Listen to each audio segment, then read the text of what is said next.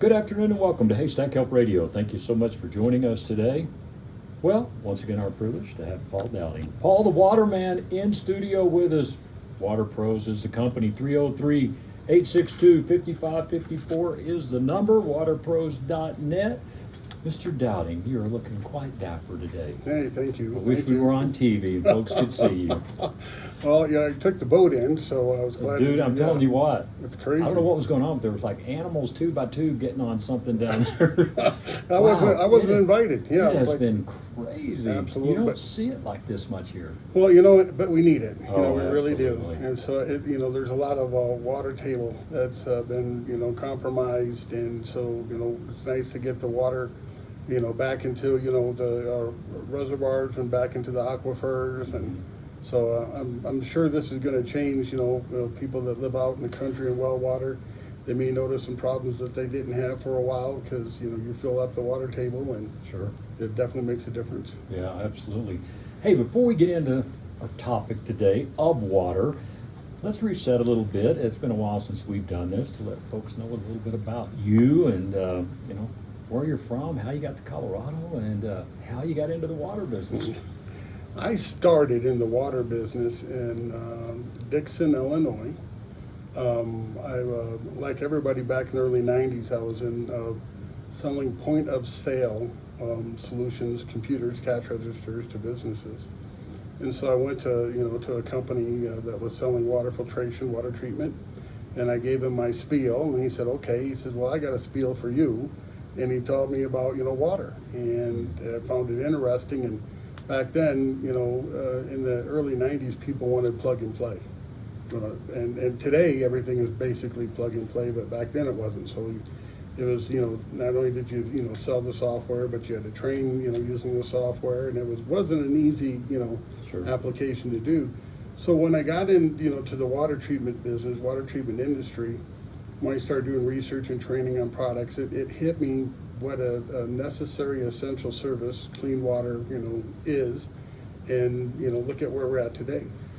So it was a small little place in Dixon, Illinois, and then I graduated and I went out and answered an ad went to Las Vegas, and the housing boom right around the casinos, and Las Vegas was booming, right? yeah. Del Mar Homes was out there, and so all these communities, but the water was extremely, extremely hard, and it was highly competitive. So competitive where guys would go, and go do their sales presentation at the home, and they wanted to get the install, started that night. I mean, it was crazy how competitive it was. And then I answered, a call to come to. It was a challenge. I wanted to come to Colorado. My parents, moved here. And so I came to Colorado and started doing water treatment, and went out to California for a while, and then came back to Colorado, and one thing I realized with the experience, especially in California, Sacramento, Yuba City, Placerville, and the ways that they deliver water to people's homes, and some of them are open water ways. And then it comes into their home and it goes into like a big sand pit, and then they draw water from there. So water treatment, sanitation, reverse osmosis systems were a big necessity. And coming to Colorado, it was always an unaware market, and in a way it still is today, right? Because everybody has the opinion that Rocky, Coors beer, right? Rocky Mountain Spring fresh water, our water quality is good, but now fast forward over 20 years and look at where we're at, where now our water, and I believe this with my whole heart, it's contaminated. We have forever chemicals in the water. People are starting to get the letters again about the the PFAS, the forever chemicals, and we have pharmaceuticals in the water, and we have hard water, and so. The appliances today, unlike they were 20 years ago, are not designed to operate in hard waters. They're just not. They're made for water conservation. Well, when you have really hard water, it eats up and beats up the appliances where they won't function, or they're voided, out of warranty, especially refrigerators and ice makers. They can't handle the hard water, the quality of water coming out of them, but then the quality of the ice cube, and then the ice maker struggles to even function because it's has to work through all that calcium, and they're not designed to. They don't have the mechanics that are strong enough, or the motors operating the, those machines are strong enough to work through, water hardness. Paul Dowding is our guest. Once again, Water Pros is the company.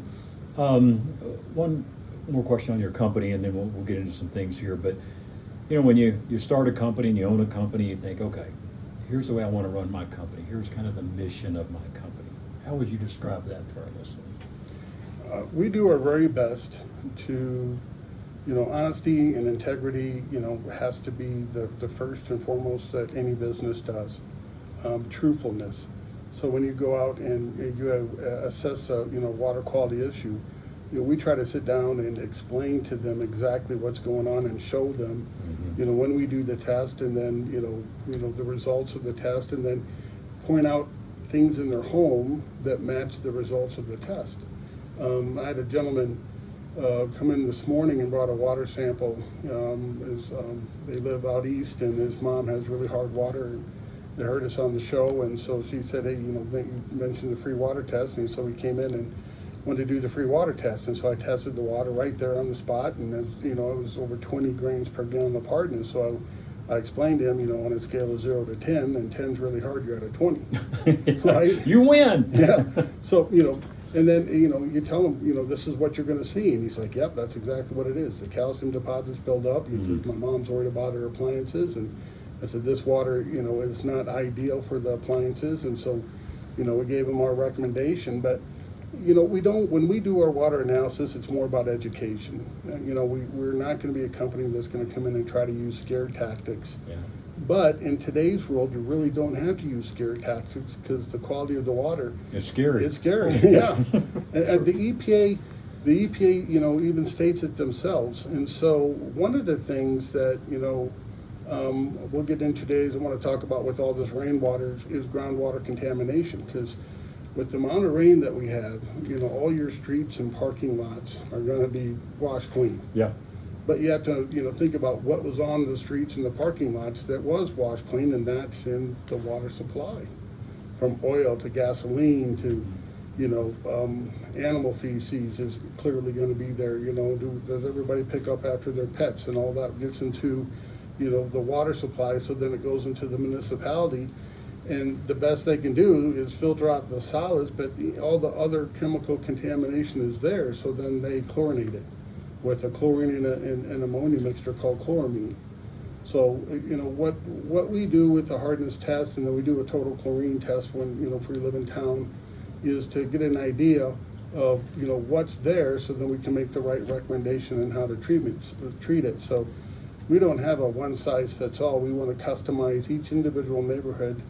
Really is unique. It's different. See, when I was in Las Vegas, right, the water hardness was the same all the way. It just was the same number, right? So here it's not that, not that case. I mean, Highlands Ranch has different hardness levels. Commerce City has higher hardness levels, and then you have people in Adams County, Brighton, Thornton. But then there's some places like Louisville where the water is naturally salt, but they have really high chlorine content. And so, it's unique.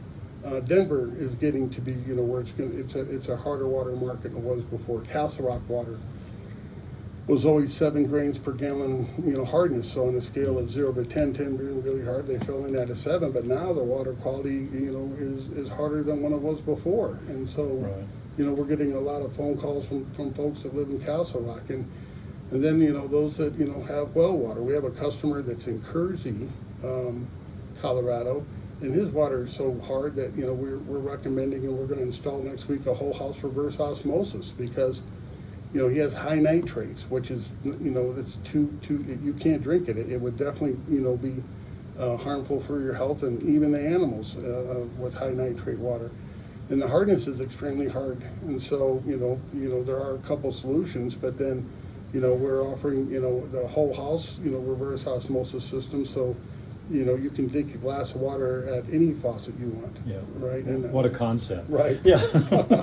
But so you think about the contamination, and so this is today we'll get into what groundwater contamination and what causes it. Right. Once again, Paul Dowding is our guest, and Water Pros is the company. We commonly refer to Paul as Paul the Water Man, and as you can tell, he knows water. is offering that free in-home water test. All you have to do is call 303-862-5554. So could we see something? You mentioned all the rain we've had, and man, it's in the forecast for like next week too. Could we see some more danger, real danger, from some flooding in different areas like that, and contamination to water even more so? Absolutely, especially those that live in the rural area where you have a septic system. And so when you get standing water, all right, and where your septic system leach field is, and if that standing water then gets to where the well housing is, that's contamination, and you can really bet that you'll have E. coli contamination in your well. So folks that live in the rural areas really need to pay attention to that.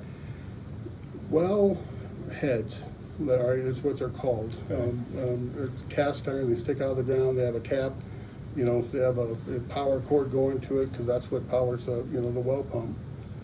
They're by law they're supposed to be constructed where you have like a rock dome, and so the water can run off and run away. You want that area to be kind of protected, but 9 times out of 10, majority of the cases, it's not that way, and so erosion over the years, people don't know. I mean, common sense, not to insult anybody, but people just don't think about that. Right? And so when we get rain like this, and it's so dry that the soil is not going to absorb it. It'll absorb some, but because it's so dry, it's dense. And so then what happens is that instead of absorbing the water like we would back east where I'm from in Illinois, right? It would take 3 days of rain like this to where you start getting flooding. And here we had one 24-hour period. Sure.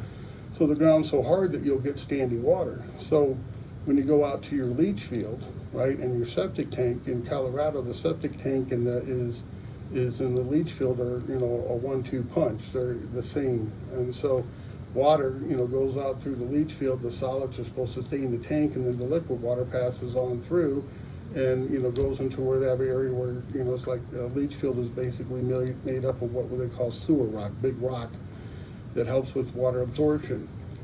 So when you get standing water around your septic tank and leach field area, well, you know that there's going to be E. coli bacteria there. And so with the rain and the lack of absorption in the soil, when that water starts, spreading, to where the wellhead is, then okay, my well's, it's contaminated. And so you definitely, want to take, measures to treat the water, right? You want to definitely, get it tested, and then, when the flood water, when the water, subsides and is soaked up by the ground, then you definitely want to do mitigation to help, protect your well water. In some cases, your well and your septic are far away from one another, but the problem may not be yours, but it could be where your neighbor's is. Gotcha. Right? Okay. So, where the neighbor's septic tank is, in leach field compared to where your well pump is. And so, ideally, they're supposed to be, law requires them to be a certain distance apart from one another. But, not all the time do they stop and think, okay, where's my neighbor's leach field is? And so that's where you can also have an issue with that. Do you find sometimes, before I break here, sometimes people, you get out and you say, where's your leach field? And they go, I don't know. Right, yeah. Really? Yeah. Well, and some people, now it's in new homes where okay, if it's new to when they buy the home, they're pointed out where everything is. Right. One of the things people don't know is that there's a log of a well report. There's a log the state requires now where people can find out the depth of the pump, the last time the pump. They usually do a production rate test to see what the water pump produced, and then you can go back and look at a history of what it was doing, and well production is changing because of all the added water wells that are used for individual homes, but also communities as well, like digging community wells. Yeah. Paul the Waterman is our guest. It is Water Pros. Hey, take advantage of the in-home water test. All you have to do is give them a call, 303-862-5554. For more information, you can check them out at waterpros.net. Also, follow them on social media. They do a great job there, posting a lot of up-to-date things and Once again, Paul is with us every Friday from noon to 1 right here on KLZ 560. So we'll be back with more with Paul Downing right after this.